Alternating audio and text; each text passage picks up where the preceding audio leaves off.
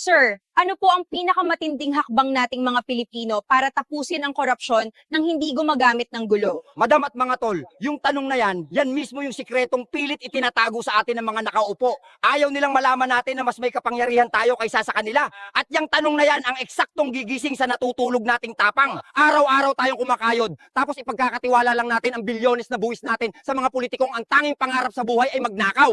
Tayo ang bumubuhay sa bansa pero tayo ang ginugutom. Madalas kong marinig sa kanto, Juan, kailangan na ba nating mag-aklas at gumamit ng matinding puwersa para pabagsakin ng mga lider kagaya ng ginawa sa ibang bansa? Mga tol, pakinggan nyo ang luhika ng kanto. Kapag sinunog mo yung sarili mong bahay para lang paalisin ng mga daga, saan ka titira kinabukasan? Kapag idinaan natin sa gulo, mapapaalis nga natin sila. Pero ano mangyayari sa bansa natin? Guguho ang ekonomiya natin. Aalis lahat ng foreign investors. Mawawalan ng trabaho ang milyon-milyong Pilipino at magkakaroon ng malaking gulo sa kalsada. At ang masakit, kapag tapos na ang riot, madalas may papalit lang na bagong sindikato na mas matakaw pa. Hindi gulo ang solusyon, kundi matalinong puwersa ng taumbayan. Ngayon, itatanong nyo, Juan, bakit sa tagal ng panahon ayaw gumawa ng batas ng mga leader natin na bitay para sa mga kurakot para matakot sila? Brad, sino ba ang nakaupo sa Kongreso at Senado? Sila rin. Gagawa ba ang buhaya ng sariling libingan at ikakapahamak niya? Syempre hindi. Pero paano natin sila pwepwersahin na ipasa yan kung ayaw nila? Ano ang solusyon ng ordinaryong Pilipino nang hindi umaasa sa gobyerno? Heto ang matinding plano. Heto ang 7 hakbang kung saan gagamitin natin ang sarili nating lakas laban sa kanila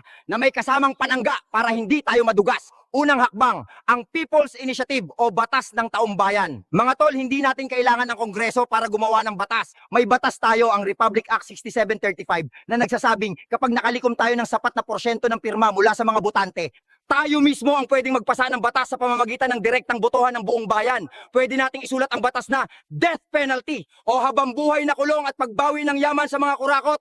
Ipapirma sa milyon-milyong Pilipino at idiretso sa botohan. Pwede nating i-bypass ang Kongreso. Ganyang katindi ang kapangyarihan natin sa saligang batas. Pero teka, paano kung dayain niya ng mga kalaban sa politika? Paano kung gumawa sila ng mga peking pirma para ibasura sa itaas? Heto ang solusyon, live stream at biometric transparency. Bawat pirma ng taumbayan dapat may kasamang malinaw na litrato ng ID, thumb mark at naka-video ang mismong pagpirma ng mga tao sa mga public plaza. Ilalagay natin sa isang pampublikong website ang lahat ng pruweba. Kapag may video, ID at mukha ng totoong tao ang bawat pirma, hindi pwedeng sabihin ng mga politiko na gawa-gawa lang yan ng sindikato. Pangalawang matinding hakbang, independent fund at security para sa mga verified na whistleblower. Kapag may empleyado ng gobyerno na lumabas para ibunyag ang korupsyon, kailangan nating suportahan. Teka, itatanong nyo siguro, Juan, bakit pa tayo mag-aambagan para sa abogado at security nila? Eh may tax naman tayong binabayaran para dyan. Brad, gising, sa tingin nyo ba poprotektahan ng gobyerno yung mismong taong magpapakulong sa kanila? Yung tax natin na dapat pondo para sa witness protection, hawak din ng mga buhayang isusuplong nila.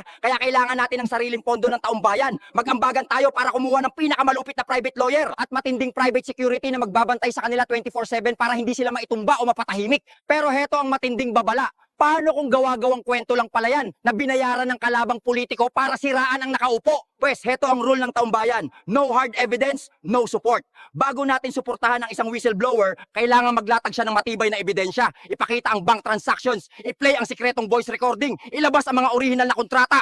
Kung puro chismis, iyak sa hearing at walang dalang dokumento, ibasura yan. Doon lang tayo sa may dalang totoong bala ng katotohanan. Pangatlo, total economic boycott sa mga negosyo ng sindikato. Tayo ang bumubuhay sa kanila gamit ang buwis natin. Kapag nakawala na yung buwis, sasakali natin sila sa negosyo nila sa labas. Lahat ng kurakot, may mga dami na kumpanya. May mga gasolinahan, mall, construction firm o resort na pag-aari nila. Pag-aralan nyo kung sino ang nagmamay-ari niyan sa probinsya nyo. At huwag kayong gumastos ng kahit isang sentimo sa kanila. Tuyuin natin ang pinagkakakitaan nila. Pang-apat, heto ang bago at malupit, resibo warfare o ang CCTV ng bayan. Gamitin nyo ang smartphone nyo bilang armas. Kapag may ginagawang kalsada sa inyo, kunan nyo ng picture yung manipis na semento. Kunan nyo yung resibo ng overpriced na laptop at tulay. I-upload nyo sa social media at itag ang buong mundo. Huwag na tayo maghintay sa COA. Tayo na mismo ang mag-audit. Gawin nating impyerno ang buhay nila sa pamamagitan ng katotohanan. Kapag election, mangampanya tayo laban sa kurakot. At kapag nakita nyo sila sa mall, sa restaurant o sa simbahan, huwag kayong ngingiti. Huwag nyo silang batiin.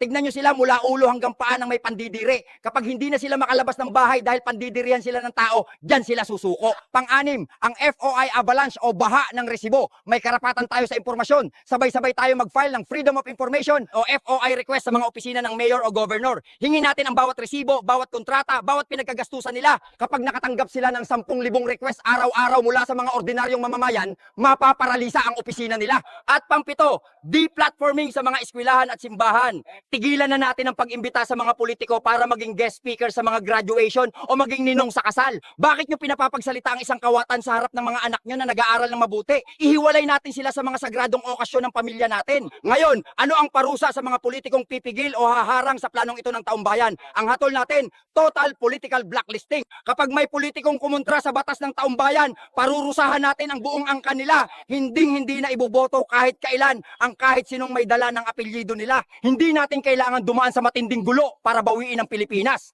Kailangan lang nating bawiin ang tapang at ang utak natin. Tayo ang mga boss, sila ang mga empleyado. Tayo ang nagpopondo ng kinabukasan ng bansa, hindi sila. Oras na iparamdam natin na hindi na tayo natatakot at hindi na tayo nagpapauto, guguho ang mga sindikatong yan ng kusa. Kaya kung hihingin nyo ang huling pasya ko sa laban ng mamamayan kontra sa mga kurakot, ang tawag dyan, tayo ang bumuhay sa kaban, tayo rin ang tatapos sa kawatan!